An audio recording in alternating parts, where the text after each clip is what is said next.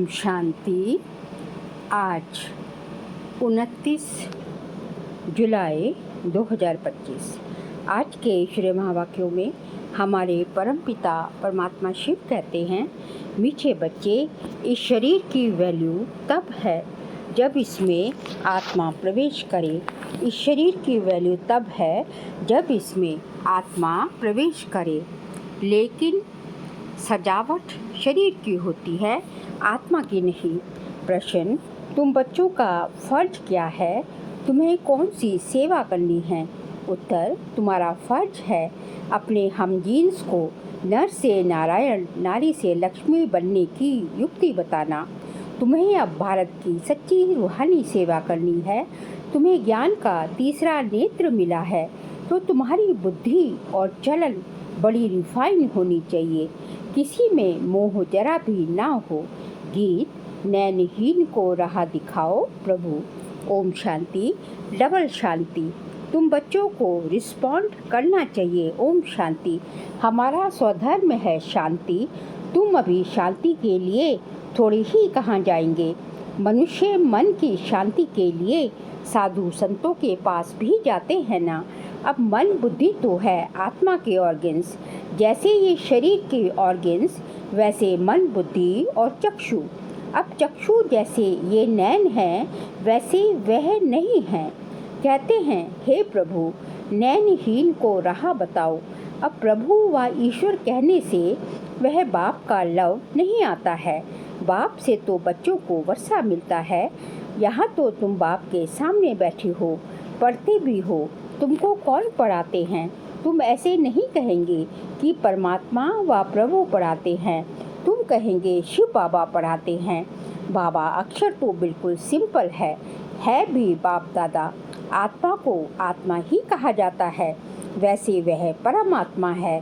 वह कहते हैं, मैं परमात्मा यानी परमात्मा तुम्हारा बाप हूँ।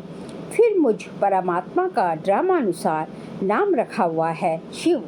ड्रामा में सबका नाम भी चाहिए ना। शिव का मंदिर भी है।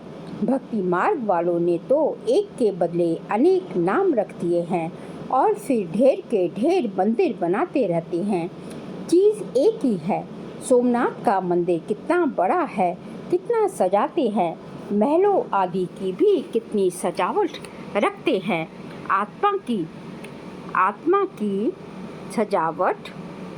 आत्मा की तो कोई सजावट नहीं है, वैसे परमात्मा की भी सजावट नहीं है। वह तो बिंदी है। बाकी जो भी सजावट है वह शरीरों की है। बाप कहते हैं, ना हमारी सजावट है, ना आत्माओं की सजावट है। आत्मा है ही बिंदी। इतनी छोटी बिंदी तो कुछ पाठ बजा ना सके। वह छोटी सी आत्मा शरीर में प्रवेश करती है तो शरीर की कितने प्रकार की सजावट होती है। मनुष्यों के नाम कितने हैं। किंग क्वीन की सजावट कैसे होती है। आत्मा तो सिंपल बिंदी है।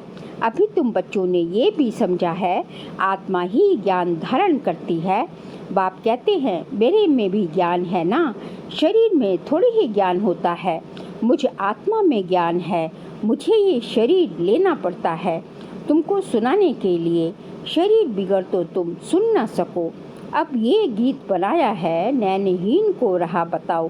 क्या शरीर को राह बतानी है? नहीं, आत्मा को। आत्मा ही पुकारती है। शरीर को तो 2 नेत्र हैं, 3 तो हो न सके। तीसरे नेत्र का यहाँ मस्तक में तिलक भी देते हैं। कोई सिर्फ बिंदी माफिक देते हैं, कोई लकीर निकालते हैं। बिंदी तो है आत्मा। बाकी ज्ञान का तीसरा नेत्र मिलता है। आत्मा को पहले ये ज्ञान का तीसरा नेत्र नहीं था। कोई भी मनुष्य मात्र को ये ज्ञान नहीं है, इसलिए ज्ञान नेत्रहीन कहा जाता है। बाकी ये आंखें तो सबको हैं। सारी दुनिया में कोई को ये तीसरा नेत्र नहीं है, दिव्य नेत्र नहीं है। तुम हो ब्राह्मण, सर्वोत्तम ब्राह्मण कुल के। तुम जानते हो भक्ति मार्ग और ज्ञान मार्ग में कितना फर्क है। तुम रचता और रचना के आदि मध्य अंत को जानकर चक्रवर्ती राजा बनते हो। जैसे ICS वाले भी बहुत ऊंचा पद पाते हैं, परंतु यहाँ कोई पढ़ाई से MP आदि नहीं बनते हैं, यहाँ तो चुनाव होते हैं, वोट्स पर MP आदि बनते हैं। अभी तुम आत्माओं को बाप की श्रीमत मिलती है और कोई भी ऐसे नहीं कहेंगे कि हम आत्मा को मत देते हैं। वह तो सब है देह अभिमानी। बाप ही आकर देही अभिमानी बनाना सिखाते हैं। सब हैं देह अभिमानी। मनुष्य शरीर का कितना भपका रखते हैं। यहाँ तो बाप आत्माओं को ही देखते हैं। शरीर तो विनाशी, वर्थ नॉट ए पेनी है। जानवरों की तो फिर भी खाल आदि बिकती है। मनुष्य का शरीर तो किसी काम का नहीं आता। अब बाप आकर वर्थ पाउंड बनाते हैं। तुम बच्चे जानते हो कि अभी हम सो देवता बन रहे हैं, तो ये नशा चढ़ा रहना चाहिए, परंतु ये नशा भी नंबरवार पुरुषार्थ अनुसार रहता है। धन का भी नशा होता है ना। अभी तुम बच्चे बहुत धनवान बनते हो, तुम्हारी बहुत कमाई हो रही है, तुम्हारी महिमा भी अनेक प्रकार की है। तुम फूलों का बगीचा बनाते हो। सतयुग को कहा जाता है गार्डन ऑफ फ्लावर्स। इसका सैपलिंग कब लगता है ये भी किसको पता नहीं। तुमको बाप समझाते हैं, बुलाते भी हैं, हे बागवान आओ। उनको माली नहीं कहेंगे। माली तुम बच्चे हो जो सेंटर संभालते हो। माली अनेक प्रकार के होते हैं, बागवान एक ही है। मुगल गार्डन के माली को पगार भी इतना बड़ा मिलता होगा ना। बगीचा ऐसा सुंदर बनाते हैं जो सब देखने जाते हैं। मुगल लोग बहुत शौकीन होते थे। उनकी स्त्री मरी तो ताजमहल बनाया, उनका नाम चला आता है। कितने अच्छे अच्छे यादगार बनाए हैं। तो बाप समझाते हैं मनुष्य की कितनी महिमा होती है। मनुष्य तो मनुष्य ही है। लड़ाई में ढेर के ढेर मनुष्य मरते हैं, फिर क्या करते हैं? घासलेट पेट्रोल डाल खलास कर देते हैं। कोई तो ऐसे ही पड़े रहते हैं। दफन थोड़े ही किया जाता है, दफन थोड़े ही करते हैं, कुछ भी मान नहीं। तो अब तुम बच्चों को कितना नारायणी नशा चढ़ना चाहिए। ये है विश्व के मालिक बने का नशा। सत्य नारायण की कथा है तो जरूर नारायण ही बनेंगे। आत्मा को ज्ञान का तीसरा नेत्र मिलता है, देने वाला है बाप। तीसरी की कथा भी है। इन सब का अर्थ बाप बैठ समझाते हैं। कथा सुनाने वाले कुछ भी नहीं जानते, अमर कथा भी सुनाते हैं। अब अमरनाथ पर कहाँ का दूर दूर जाते हैं। बाप तो यहाँ आकर सुनाते हैं, ऊपर तो सुनाते नहीं। वहाँ थोड़े ही पार्वती को बैठ अमर कथा सुनाई। ये कथाएं आदि जो बनाई हैं ये भी ड्रामा में नूंद है। फिर भी होगा बाप बैठ तुम बच्चों को भक्ति और ज्ञान का कॉन्ट्रास्ट बताते हैं। अभी तुमको ज्ञान का तीसरा नेत्र मिला है। कहते हैं ना, हे प्रभु अंधों को राह बताओ। भक्ति मार्ग में पुकारते हैं। बाप आकर तीसरा नेत्र देते हैं, जिसका कोई को पता नहीं सिवाय तुम बच्चों के। ज्ञान का तीसरा नेत्र नहीं है तो कहेंगे चूचा धुंधकारी। आंखें भी कोई की कैसी होती है ना। कोई की बहुत शुभावान आंखें होती हैं, फिर उन पर इनाम भी मिलता है। फिर नाम रखते हैं मिस इंडिया, मिस फलानी। तुम बच्चों को अब बाप क्या से क्या बनाते हैं। वहाँ तो नेचुरल ब्यूटी रहती है। श्री कृष्ण की इतनी महिमा क्यों है? क्योंकि सबसे ज़्यादा ब्यूटीफुल बनते हैं। नंबर 1 में कर्मातीत अवस्था को पाते हैं, इसलिए नंबर 1 में गायन है। ये भी बाप बैठ समझाते हैं। बाप बार बार कहते हैं, बच्चे मन मना भव। हे आत्माएं, अपने बाप को याद करो। बच्चों में भी नंबरवार तो है ना। लौकिक बाप को भी समझो 5 बच्चे हैं, उसमें जो बहुत सियाना होगा उनको नंबर 1 रखेंगे। माला का दाना हुआ ना, कहेंगे ये दूसरा नंबर है, ये तीसरा नंबर है। एक जैसे कभी नहीं होते। बाप का प्यार भी नंबरवार होता है। वह है हद की बात, ये है बेहद की बात। जिन बच्चों को ज्ञान का तीसरा नेत्र मिला है, उनकी बुद्धि और चलन बड़ी रिफाइन होती है। एक किंग ऑफ फ्लावर होता है, तो ये ब्रह्मा और सरस्वती किंग क्वीन फ्लावर ठहरे। ज्ञान और याद दोनों में तीखे हैं। तुम जानते हो हम देवता बनते हैं। मुखे 8 रतन बनते हैं। पहले पहले है फूल, फिर युगल दाना, ब्रह्मा सरस्वती माला सिमरते हैं ना। वास्तव में तुम्हारा पूजन नहीं है, सिमरन है। तुम्हारे ऊपर फूल नहीं चढ़ सकते हैं। फूल तब चढ़े जब शरीर भी पवित्र हो। यहाँ कोई का भी शरीर पवित्र नहीं है। सब विष से पैदा होते हैं, इसलिए विकारी कहा जाता है। इन लक्ष्मी नारायण को कहते ही है संपूर्ण निर्विकारी। बच्चे तो पैदा होते होंगे, ऐसे तो नहीं कोई ट्यूब से बच्चा पैदा हो जाएगा। ये भी सब समझने की बातें हैं। तुम बच्चों को यहाँ 7 रोज भट्टी में बिठाया जाता है। भट्टी में ईंटें कोई तो पूरी पक जाती हैं और कोई कच्ची रह जाती हैं। भट्टी का मिसाल देते हैं ना। अब ईंट की भट्टी का थोड़े ही शास्त्रों में वर्णन हो सकता है। फिर उसमें बिल्ली की भी बात है।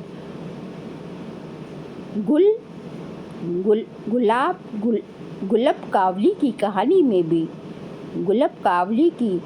में भी बिल्ली का नाम दिखाया है। दीपक दीवे को बुझा देती थी। तुम्हारा भी ये हाल होता है ना। माया बिल्ली बिघन डाल देती है, तुम्हारी अवस्था को ही गिरा देती है।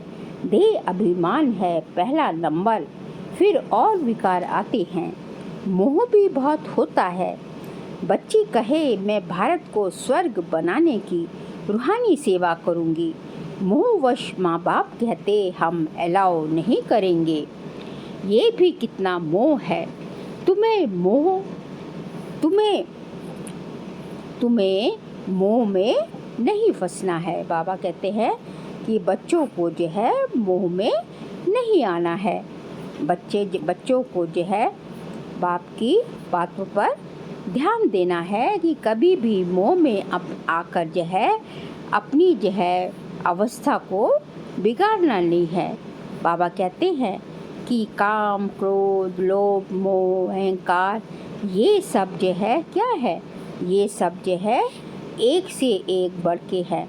तो हमें जो है कभी भी जो है मोह में नहीं आना है और ना ही जो है किसी दूसरे विकारों में आना है। बाबा कहते हैं कि मैं तुमको रोज नई जो है अच्छी बातें सुनाता रहता हूँ, लेकिन बच्चे फिर भी जो है क्या करते हैं, बच्चे फिर भी जो है कभी काम, कभी क्रोध, कभी लोभ, कभी मोह, इन सब में अपना टाइम जो है बर्बाद करते हैं। तो बाबा कहते हैं तुम्हें जो है इन सब में जो है अपना टाइम जो है बर्बाद नहीं करना है। कभी लोभ में, कभी मोह में जो है नहीं आना है। बाप कहते हैं कि जो है तुम्हारे लिए जो है लोग जो है कितनी बातें बनाते हैं। क्या बातें बनाते हैं कि ये ब्रह्मा कुमारी तो क्या करती हैं, ये ब्रह्मा कुमारी भाई बहन बना देती है। बाबा कहते हैं कि जो है यही तो पवित्रता जो है यहाँ का जो है मेन फाउंडेशन है। फिर बाबा कहते हैं कि जो है बाप आकर जो है मनुष्य से जो है क्या बनाते हैं, देवता बनाते हैं। तो जो है तुम्हारा जो है बाप में ही मोह रख सकते हो और किसी में मोह जो है आप नहीं रख सकते। बाबा कहते हैं कि तुम्हें मोह की बिल्ली या बिल्ला नहीं बनना है।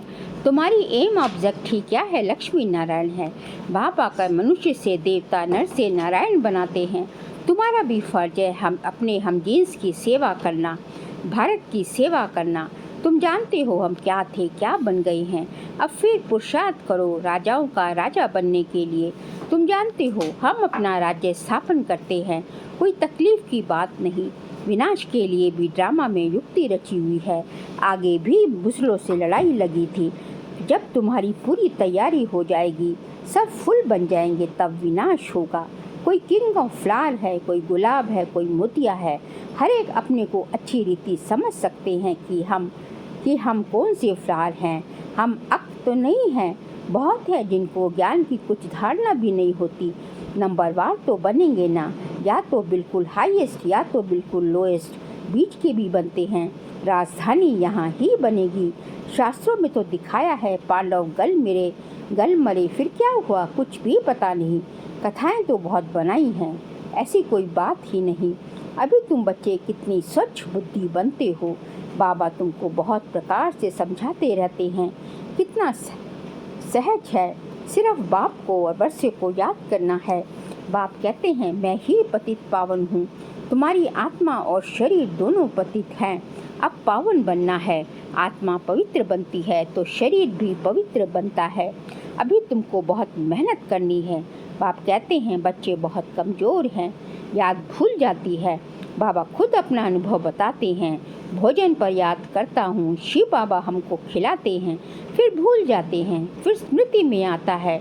तुम्हारे में भी नंबरवार पुरुषार्थ अनुसार है। कोई तो बंधन मुक्त होते हुए भी फिर फंस मरते हैं, धर्म के भी बच्चे बना देते हैं।